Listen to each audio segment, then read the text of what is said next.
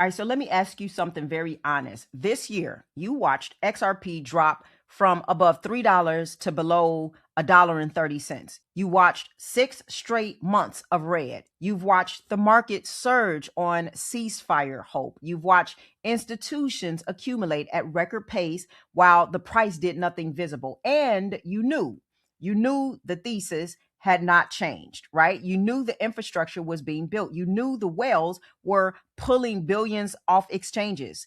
You should know if you've been watching and following, and you knew Japan proved that it works. You knew Europe was already positioned. You have the information and more information than probably most people in this space. So I'm trying to figure out why some people sold or reduced or lost sleep every single night checking the price, or felt like their conviction was shaken every time a negative headline dropped when everything was still intact. Well, I can tell you it wasn't the information. You have the information. Something else is always running the show. And until you understand what that something is, you will keep having the same experience in the next cycle and the one after that, regardless of how much you learn about markets or macro or monetary policy. And so this video is about that something. And I want to be clear up front.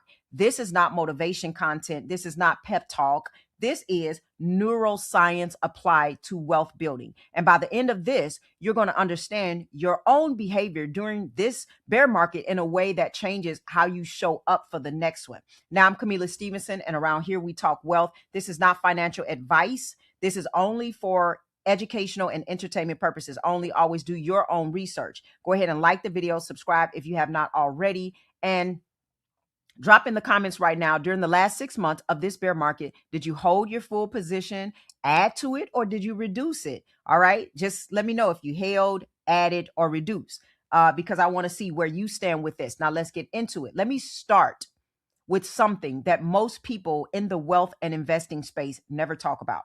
And I think it is the most important thing that I can share with you because of my background in neurology research. Your brain was not built for long-term wealth building. That's not an insult. That is biology. And understanding it is the difference between spending the rest of your investing life frustrated with yourself and actually being able to override the mechanism that keeps getting in the way.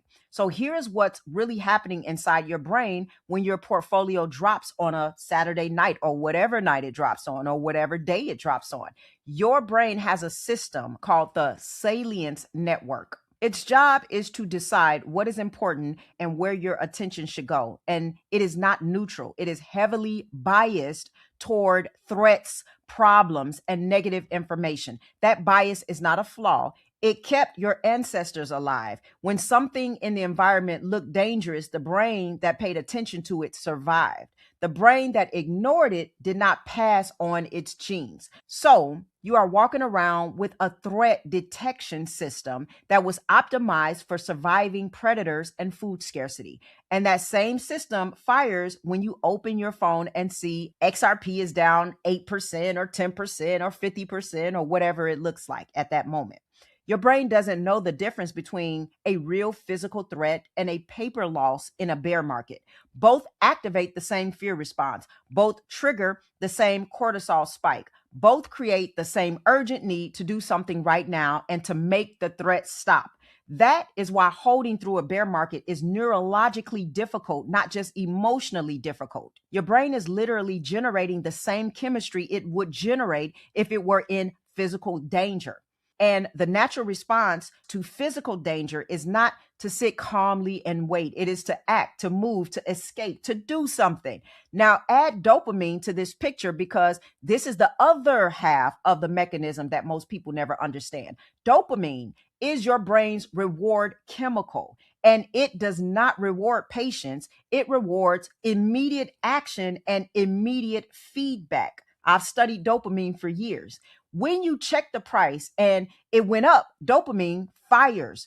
When you sell a position and lock in a small gain, dopamine fires. When you reduce your exposure and the market drops the next day, dopamine fires, and your brain registers that as a correct decision, even if the long-term thesis was right and you just cost yourself a significant position. Your brain is literally rewarding you for behaviors that undermine your long-term financial positioning, not because you're weak, but because you're human. Dopamine was designed for a world where immediate feedback from the environment was the only feedback available. It was not designed for a world where you need to hold a position through 6 months of sideways price action while trusting data you cannot see in real time. And here's the part that I think is going to help you specifically. You could be an intelligent, informed person making emotionally reactive decisions in a specific high pressure moment because your brain is generating threat chemistry that temporarily overrides your strategic thinking. That's not a character flaw. That is neurological reality, and it has a specific solution. Now, the solution is not more willpower. Willpower is a limited resource and it depletes under stress. The solution is not more information. You already have enough information, more than you need, okay? The solution is understanding the two identities that are competing for control inside of you and giving the right one enough structural authority that it wins at exactly the moments when it matters most. So let me give you a framework that can help you with the competing identities and how to give the right one the authority it needs to make the right decisions. So let's unravel this. Most people who are serious about building wealth have two completely different financial identities living inside of them at the same time. And they are not working together. They are at war with each other.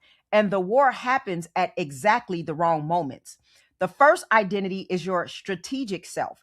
This is the version of you that reads, that researches, that sits in rooms and get educated, that listen to videos and does the work to understand what is actually happening underneath the surface of the markets.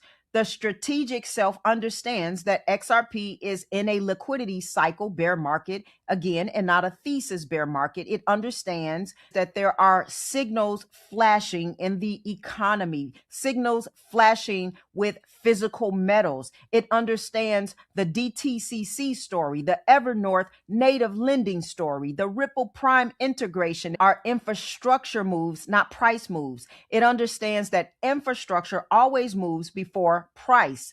The strategic self is calm, clear, long-term. It makes decisions based on thesis and structure, not on what happened in the last 24 hours. The second identity is your reactive self.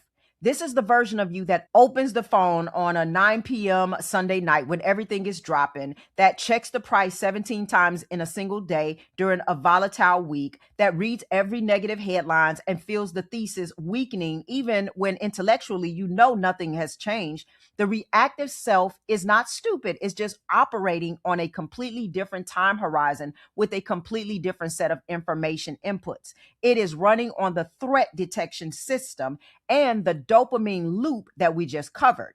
And when the market moves fast, it moves faster than the strategic self can respond. And if this is not you, then you still should pay attention to how this works. Now, here is the uncomfortable truth about these two identities. In a calm market, the strategic self runs the show very easily. When XRP is holding steady and the macro picture is relatively stable, the reactive self does not have much ammunition. You can think clearly, you can make rational decisions, you feel convicted about your positioning. And I want to stress this because a lot of people who are there are still going to capitulate when that fear arises. So I want you to get on top of this. Now, when the market does not stay calm, and the moment volatility hits and the price drops, 10% or however many percent, or a black swan event or a crash, a pullback, a correction, or there's negative headlines that sounds very authoritative, the reactive self shows up with its arguments. And its arguments are very convincing in the moment because they are backed by real emotion and real brain chemistry and the urgent feeling that you need to do something right now. Most people try to solve this problem again with willpower. They try to tell themselves that they're going to be disciplined and they're not going to react emotionally. And then the next volatile weekend happens and they feel it again anyway, because willpower is a finite resource. It depletes under stress. And the reactive self always shows up when you are most stressed, which is exactly when your willpower is at its lowest. The actual solution is not willpower, it is structure. Let me explain what I mean by that specifically, because this is the most practical thing I can give you today. The strategic self needs to make all the important decisions in advance, not in response to market movements. In advance, when you are calm, when you are thinking clearly, when the reactive self is not activated and not generating arguments. And this is honestly why some people just need to be in communities, because environments and communities help to keep you calm. That means that you need to be sitting down right now, not when the price is dropping, not when Iran is back at more news, not when your portfolio is down, but you need to be sitting down answering 3 questions with specific concrete answers and not general intentions. Question 1, what would actually have to change about my thesis for me to genuinely reconsider my position? Not the price going down, not a bad weekend, not a negative headline, the actual thesis. What specific development would tell you the underlying logic is wrong? Write it down. Be specific, because if you can't answer that question, you don't have a thesis, you have a hope. And a hope cannot tell the reactive self to stand down because it has no logic to defend. Number 2, what are my predetermined decision points? If XRP reaches this level, I do this. If gold signals a specific pattern, I do that. If the liquidity cycle turns and I see these specific indicators, I execute this plan. Written. It needs to be written. Decided in advance, not negotiated in the moment when the reactive self is activated and your cortisol is spiking and every negative headline feels like confirmation that something is wrong. Question 3, which identity made those decisions? Because there is a specific difference between a financial decision made by your strategic self in a calm, deliberate moment and a financial decision made by your reactive self at 9 p.m. on a volatile Saturday or Sunday or weekday. Both feel real, both feel reasoned. Only one of them is actually aligned with the thesis you spent months building. When you have those 3 questions answered clearly and specifically in writing, you have given your strategic self structural authority. You have removed the negotiation from the moment of maximum stress. The reactive self will still show up. It always does, but it shows up to find that the decisions have already been made. There is nothing left to negotiate. The strategic self already ran that meeting. And here's why this matters specifically for where you are right now in this cycle. Everything that we've covered over the long haul, okay, the infrastructure changing, Evernorth native lending, gold signaling, everything, the XRP illiquidity, the whale accumulation, all of it points to the same thing. The setup is real. The thesis is intact. The infrastructure is being built regardless of what the price chart shows on any given weekday or weekend. If you don't see it, I don't know what to tell you. But what I can tell you is that the people who come out of this cycle in a fundamentally different financial position are not the ones who had the most money going in. They are the ones whose strategic self was running the show when it mattered, who had the right structure in place before the move, who had predetermined decisions specific enough to execute without the reactive self renegotiating everything at the worst possible moment. You cannot outperform your identity. I have said this many times, but I want to give it the specific meaning it deserves today. Your strategic identity knows what to do. It has always known. The question is whether you have given it enough structural authority to actually do it when your reactive identity shows up with its arguments. That is the work. And it is the most valuable work you can do right now while the price is still giving you time to do it calmly. Now, I want to say something also through the lens of everything that we just covered. The decision to structure your assets correctly is exactly the kind of decision that needs to be made by your strategic self in a calm, deliberate moment, not your reactive self scrambling after the move has already happened, which most people will do. Most people will do that. You are the 1% if you don't. Because most people make the structured decision reactively. The price moves, the gains arrive, the tax bills show up, and then they scramble to figure out how they should have been holding all along. That is the reactive self making a structural decision after the fact, and it costs them. I made the structural decision in advance. A portion of my XRP, my gold, my silver, it sits inside a Roth IRA through I Trust Capital. That decision was made by my strategic self when I was thinking clearly about what financial repression means for asset appreciation, what the tax implication of a major move looks like, and what structure protects everything that I build rather than handing a percentage of it back. Every dollar of appreciation inside that account is mine completely. All right. Not after a calculation of what I owe before I can redeploy. It's mine. It's tax free because my strategic self made that decision before my reactive self had any reason to get involved. It's not involved.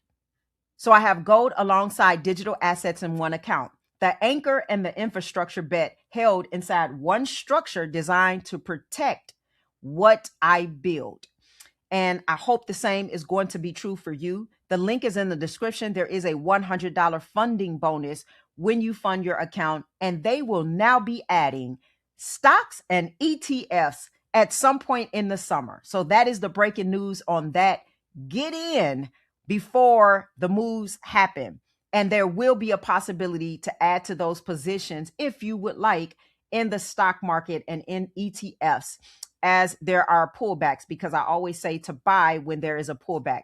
And also, if the work that you need right now is not just the structure question, but the full picture, getting your strategic self to actually answer those three questions with real specificity around your actual numbers, your actual positioning, and your actual plan. That is exactly what my clarity calls are designed to do, and also what my coaching community is designed to do.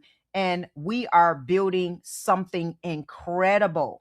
And at the same time, we are aligning our mindset and our identity, because you may know by now that I am a health coach. And I believe at the end of the day, it is about your programming that's going to be the final decision of whether or not you're going to make it in this world, whether or not you're going to be successful. It is all about your identity, your mindset, your filtering, who you are as a person, not just what you do, but who you are. And I deal with your situation, your thesis, your predetermined decision points, but we learn to do this in a calm, deliberate way so that you can strategize and be positioned before the volatility and all the other stuff that comes along. And we know it does, because the winds and the storms, they come. It's not a matter of if, it's just a matter of when. And we get you situated for that. Now, I want you to do one last thing, because you are in a calm, deliberate moment, I hope, from being educated. And I hope that I've given you value. And if that is the case, can you go ahead and like the video if you have not already? It does help the channel. And also subscribe if you have not already. Just look next to that video. And if you're not subscribed, go ahead and press that button. And let me know in the comments, what was your greatest takeaway from this video? I appreciate you. You must be a game changer if you're still here at the end of this video. And you are incredibly invested in your personal development. Make sure you share this video with someone in your circle who may be brilliant about everything in their life except following through on what they know about their own money. I'm sure there's someone out there that you can send this information to that can be blessed by it as well. Share it with someone who you love. And as always, I want you to stay wise, stay wealthy, and I'll see you in the next video.